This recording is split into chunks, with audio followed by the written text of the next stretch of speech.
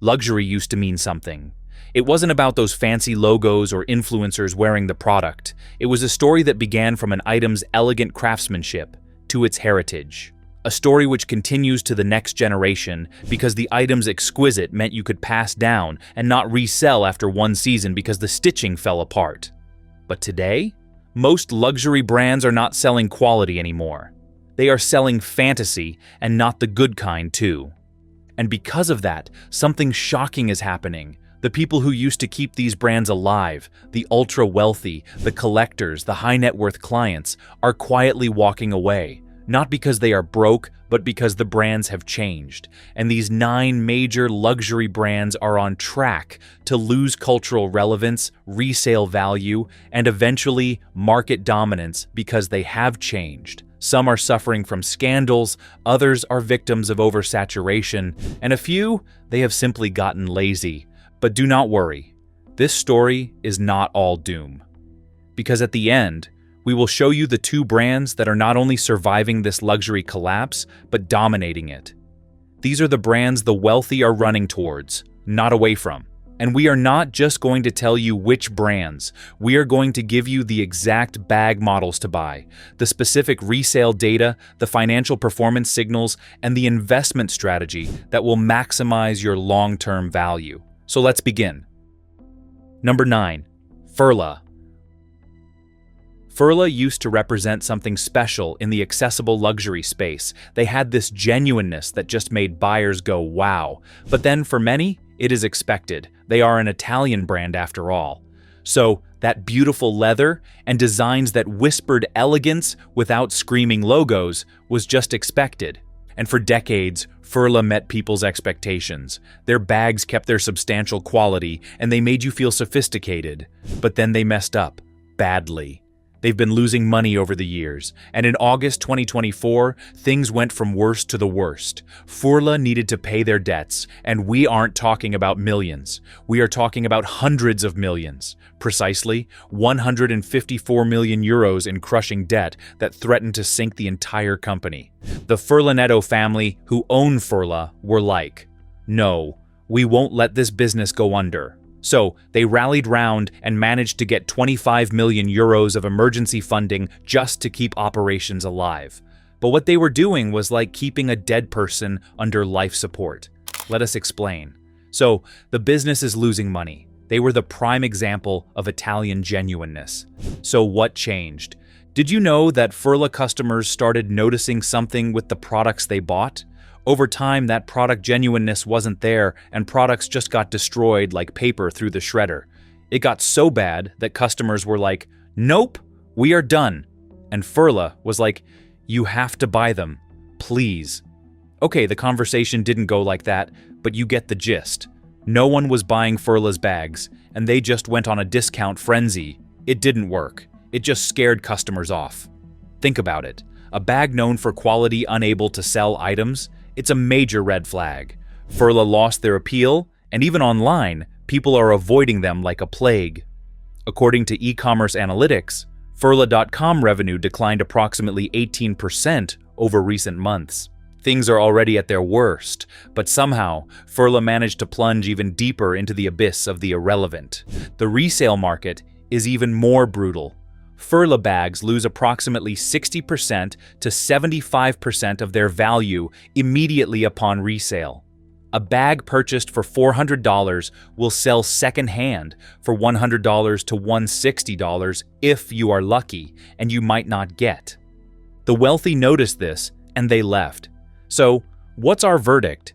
Furla now exists in fashion purgatory. Too expensive to compete with fast fashion, too financially fragile, and quality inconsistent to justify premium positioning. Just avoid it. Or what do you think? If you thought Furla's debt crisis was horrible, wait until you see brand number 8. Number 8. Jimmy Choo. Jimmy Choo. Now this brings us back to memory lane. The feel of their shoes on your legs?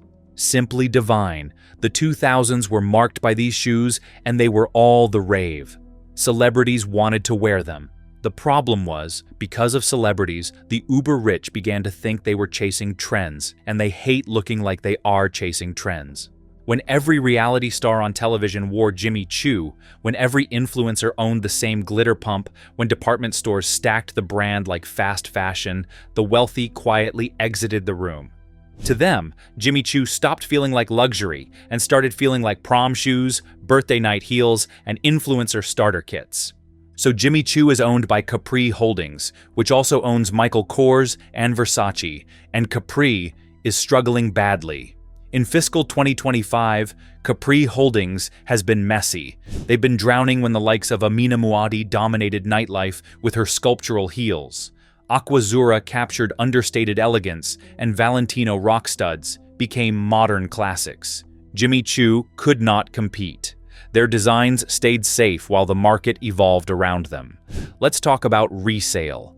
Jimmy Choo shoes and bags lose approximately 50% to 65% of their value on resale. $800 pairs of heels will resell for $280 to $400 if in excellent condition. So what's the verdict on them? Jimmy Choo was not built on heritage. It was built on trend cycles, red carpets, and paparazzi culture. And that culture changed. The wealthy simply outgrew it. One word: avoid. Or do you have another thing in mind? Jimmy Choo became a victim of changing culture. But brand number 7? This one was the official starter bag for America's upper middle class, which is exactly what destroyed its prestige. Number 7. Tory Burch. Tory Burch is one of the strangest stories in modern luxury. A brand that was never meant to be high luxury somehow became the official starter bag for half of America's upper middle class. And that is exactly what destroyed its prestige. Let us explain. Tory Burch built an empire on two things: affordable aspirational design and extremely wide retail presence. But here is the paradox. When everyone can afford a brand, the wealthy no longer want it. The Miller sandals, the Kira shoulder bag, the Robinson tote, they did not just sell well, they sold so well that they became uniforms.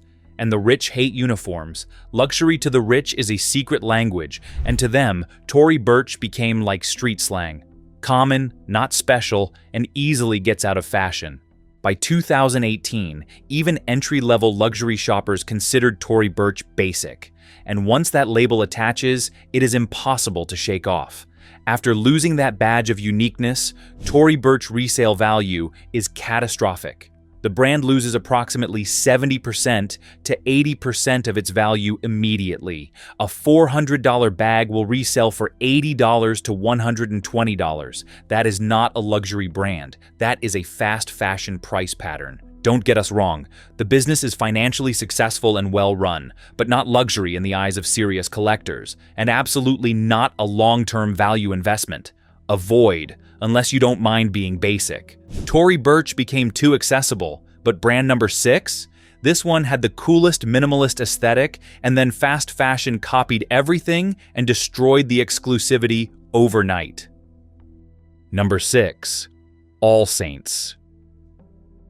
There was a time when owning an All Saints leather jacket meant something. It was edgy, made folks look cool. But here's the thing about cool: everyone wanted to be. Problem is, trends change, especially when everyone starts copying you.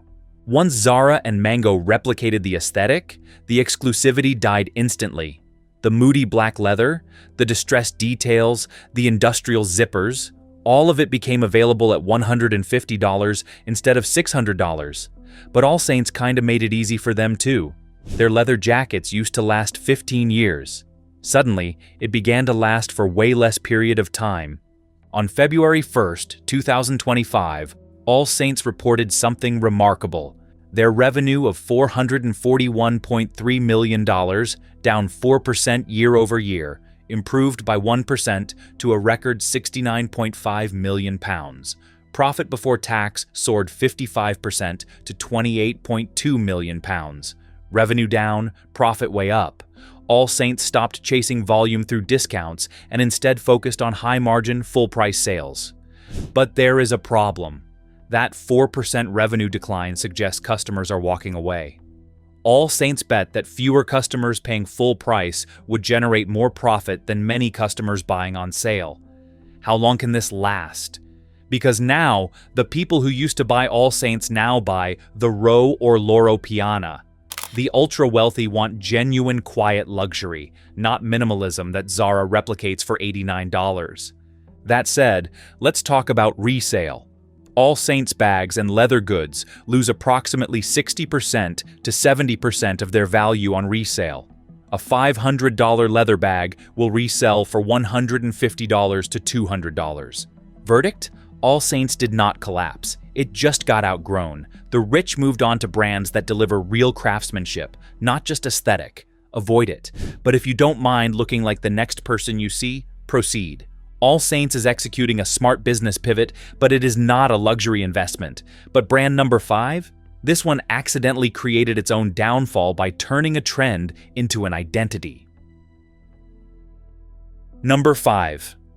Prada. Beyond the nylon bag. The devil wears Prada, and this is why you probably shouldn't. Prada is one of the most historically influential fashion houses on Earth. But in the last 5 years, Prada accidentally created its own downfall. It turned a trend into an identity. The re-edition nylon bag went viral twice. First in the early 2000s, then during the pandemic-era resurgence. But virality comes with a cost. Nylon is no longer aspirational. It is mainstream casual wear. Rich buyers feel strange paying $1,700 for a material associated with gym bags, backpacks, travel totes, and fast fashion dupes. The middle class embraced Prada nylon with enthusiasm. The wealthy quietly stepped away from it. It was the same thing with Prada's Saffiano leather. It was once a luxury innovation, scratch-proof, structured, elegant, but then every brand copied it, every mall brand adopted it, every counterfeit maker mastered it, and suddenly, Saffiano leather became suffocating leather. It became a symbol of mass luxury, not elite luxury. This does not mean Prada bags are low quality, not at all. But in luxury, perception beats reality. To wealthy buyers, Saffiano isn't luxury. Financial data shows Prada Group performed relatively well versus peers in 2024, reporting continued resilience and maintaining a net cash position. The company even explored merger and acquisition opportunities. But perception among the ultra-wealthy has shifted. The bags the middle class loves are precisely the bags the wealthy avoid. Prada bags lose approximately 40% to 55% of their value on resale. A $2,500 Saffiano tote will resell for $1,125 to $1,500. Not terrible.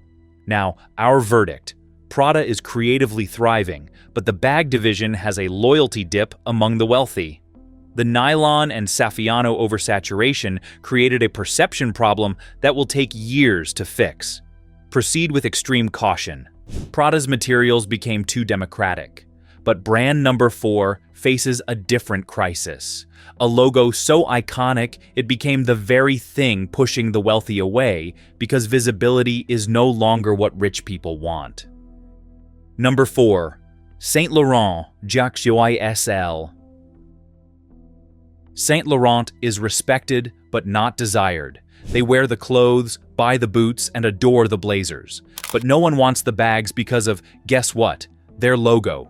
The logo that made YSL explode is the same logo pushing the wealthy away. Saint Laurent bags became the starter luxury purchase for millions. The college bag, the Lulu, the Kate, the Sunset. These bags are everywhere. TikTok is flooded with them. Resale stores have walls full of them, and the wealthy pay close attention to this. They do not care about price, they care about rarity. When a bag becomes too recognizable, too common, or too easy to buy, the elite treat it as fashion wallpaper. Saint Laurent sits firmly in parent company Kering's portfolio, which has struggled overall. While specific YSL bag division numbers are not broken out, Kering reported weak performance across multiple brands in 2024 and 2025. On the flip side, the resale isn't bad. Saint Laurent bags lose approximately 40% to 50% of their value on resale. A $3,200 Saint Laurent Kate bag will resell for $1,600 to $1,920. So our verdict? Among elite buyers, YSL is more of a wardrobe basic brand than a luxury trophy brand. Strong, stylish, successful, but not exclusive, not rare, not precious. And when it comes to luxury, those three words define everything. We've told you everything. What will you do? Saint Laurent proves that even beautiful, well-made bags can fail to capture the wealthy when they become too common. But brand number 3? This one lost the richest women on earth through a single catastrophic decision that erased decades of loyalty overnight. Number 3. Celine. This is the most dramatic luxury departure of the last decade, and it started with a single decision, replacing Phoebe Philo with Hedi Slimane. They went from an audience of silent, ultra-rich, the ones who buy quality for themselves, not for validation, to influencers, trend chasers, and teenagers. From then on, the brand just continued to lose its way. Right now, it's so bad that Phoebe Philo's old Celine pieces now sell for more on resale than new Celine bags. It's almost like Celine grew, but not at company, instead with resellers.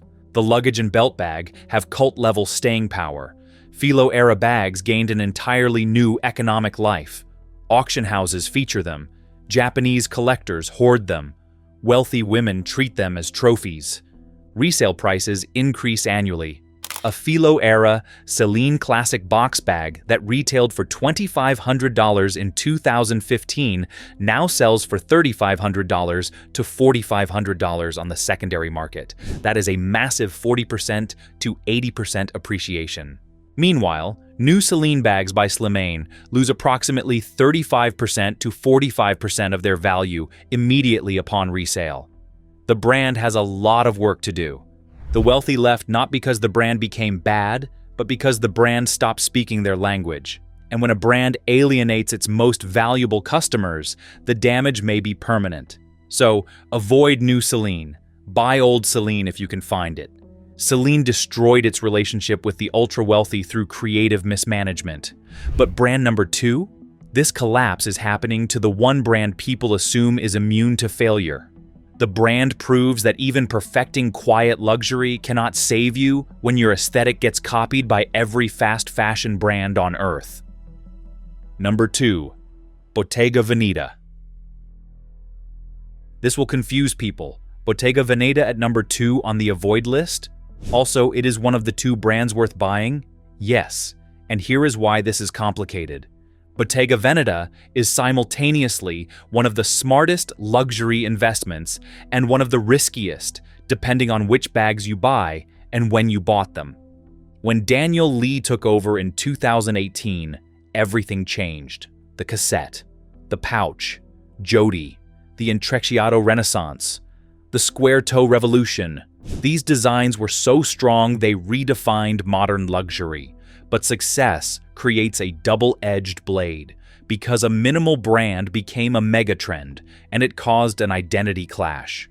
Quiet luxury requires quiet. Bottega became loud about being quiet. The rich didn't like this, but the brand put up pretty cool numbers. Bottega Veneta posted revenue of €393 million in Q3 2025, but they have lost some of their cultural relevance. Now here is where it gets interesting. Bottega Veneta's resale performance varies dramatically by bag and era. During the Daniel era in 2018 to 2021, the cassette chain crossbody bag retained 87% of retail value, Jody kept 90% of retail value, chain pouch 80% of retail value, and for padded cassette things went a bit crazy.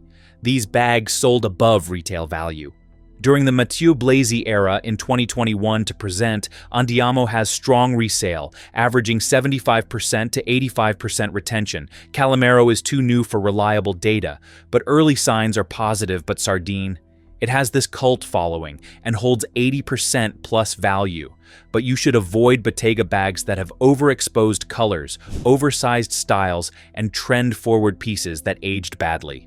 Despite this era shift, the elite did not leave the brand entirely. They simply moved away from the overexposed bags. They left behind cassette, Jody, pouch, Arco, and mini Jody, which were oversold online. and moved toward Calamero bucket, Sita leather totes, knot clutches, sardine handle, soft intrecciato runway pieces.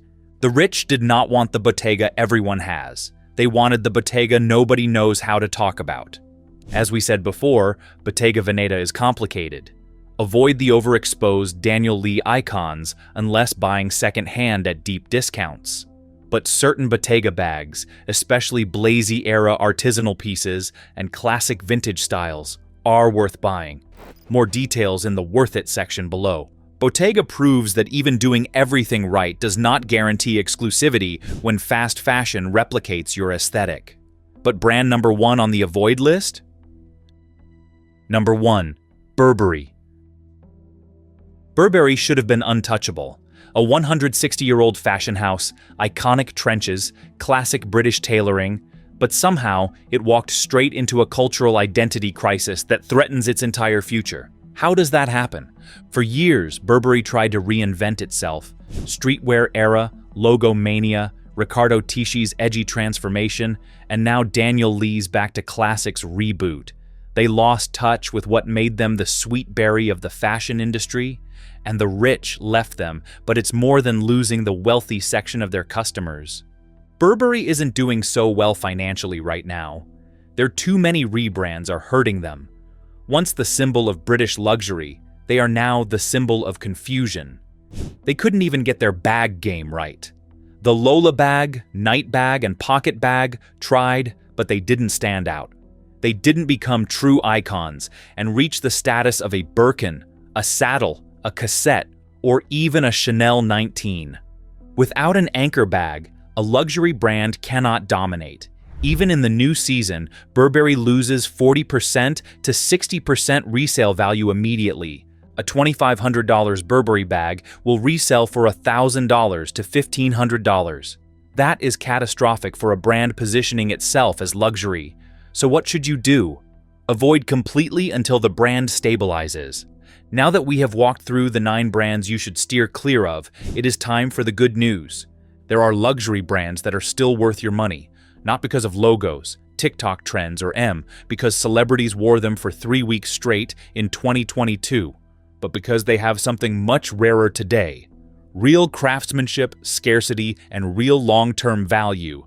And after digging through current market data, resale reports, financial trends, and fashion industry insider notes, 2 names consistently rise to the top.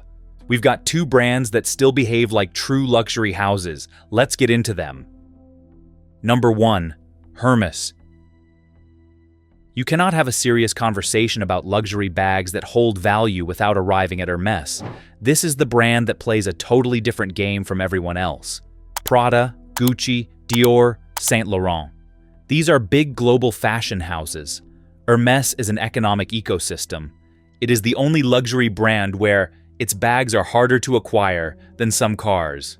You do not walk in and buy a Birkin or a Kelly. You build a relationship. You wait. Hermes controls supply like a luxury cartel. Only customers with a sizable purchase history at the brand are offered the opportunity to buy a quota bag, such as a Birkin or a Kelly. But even Hermes, most loyal shoppers do not get to choose the exact Birkin model they want. The brand allows boutiques to purchase a select number of Birkins per season, and the style of the bags is rarely known ahead of time. This notoriously opaque process, nicknamed the Hermes game, has only generated more desire for the bag. Its resale market even behaves like an investment exchange. While most luxury bags drop 30% to 70% after purchase, Hermes bags regularly appreciate. According to James Firestein, founder of luxury resale platform Open Luxury, the resale value of the Birkin and Kelly bags over the past 10 years has outpaced gold. Firestein has seen instances where people doubled their money based on buying a bag 10 years ago and reselling it today in pristine condition. Data analysis reports suggest that Birkin bags have appreciated by over 14% annually for over 35 years, underscoring effectiveness as an investment asset. In July 2025, the original prototype of the Birkin, made for Jane Birkin in 1984, sold at auction in Paris for €8.6 million, approximately $10.4 million. Still, their quality control has not slipped. While many brands outsource, automate, or rush production to meet quarterly revenue targets, Hermès still hand-stitches its most iconic bags using centuries-old saddle techniques. Every stitch is done by a single artisan who trains for years before touching a Birkin. Unlike brands owned by LVMH and Kering, which often share factories, Hermès only uses its own factories. They do not chase trends. Hermès does not do seasonal bags. They do heirlooms. When your identity is built on timeless craftsmanship instead of hype cycles, you do not suffer when TikTok moves on. Since they don't chase trends, they do not flood the market. Scarcity is the foundation of luxury. Hermès enforces it with military discipline. No viral must-buy-now marketing drops. No flash sales. No chaotic trend chasing. Just pure, unshakable luxury. However, don't just buy any Hermès bag. Not all Hermès bags are created equal when it comes to investment value. Here is the breakdown for the ones that will give you the best resale opportunity. Buy the Birkin 25, 30, and 35. The colors you should own for resale are the black, gold, etoupe, cray, and rouge colors. Now to complete this, go for the Togo, Epsom, and Clements leather material. The Kelly 25, 28, and 32 are also great for resale. Just get the black, gold, etoupe, and bleu nuit color with the Epsom, box calf, and Togo leathers. It doesn't have the same resale value as the Birkin, but it's up there. The Constance 18 and 24 in black, gold, and etoupe are game changers, especially when you get them in the Epsom and box calf leather. The Constance has seen explosive growth in resale demand over the past 3 years as buyers seek alternatives to Birkins. Cue the Evelyn TPM and Evelyn PM, especially when you get them in the Clements leather and in the black, etoupe, and gold colors. It is the most accessible Hermès bag with strong resale, though not investment grade like other Hermès bags we've mentioned before. If you want to expand your Hermès collection and want some moderate return when it comes to resale, get the Picotin 18 or the Picotin 22. The best colors to get this bag in is black, etoupe, and gold. It is growing in popularity as an entry-level Hermès investment, so you can get yours. Or you can get the Garden Party 30 and the Garden Party 36 in the black and etoupe color. It's not like the other Hermès bags, but it holds value better than most luxury brands. The best part about Hermès is that if you buy it, you can use it for 20 years, and if you sell it, you often profit. Then if you decide to keep it, it becomes an heirloom. This is what luxury should be, and this is why the next bag is also worth it. Number 2. Bottega Veneta. The second brand worth your money requires a more nuanced approach because not all Bottega bags are investment grade. But when you buy the right ones, Bottega Veneta represents one of the smartest value plays in luxury today. So why do we think Bottega Veneta is different? This is the brand that does not rely on logos, trends, influencer hype, or mass-produced seasonal identities.